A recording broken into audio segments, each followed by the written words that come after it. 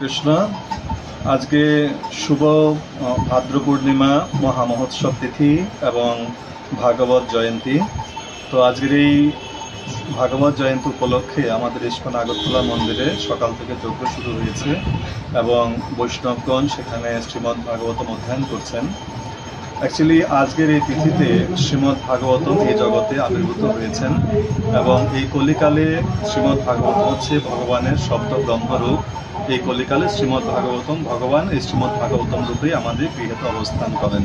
তো আজকের এই বিশেষ দিনে আমরা ইস্কন আগরতলার তরফ থেকে সমস্ত ত্রিপুরাবাসীকে হার্দিক অভিনন্দন, কৃষ্ণপ্রীতি শুভেচ্ছা জ্ঞাপন করছি, যাতে সকলের জীবন মঙ্গলময় হোক, করুণাময় হোক এবং ভগবানের প্রতি সকলের যাতে মতি জন্মে সবাই যাতে ভগবানের সেবা পূজায় ব্যস্ত থাকতে পারেন। হরে কৃষ্ণ।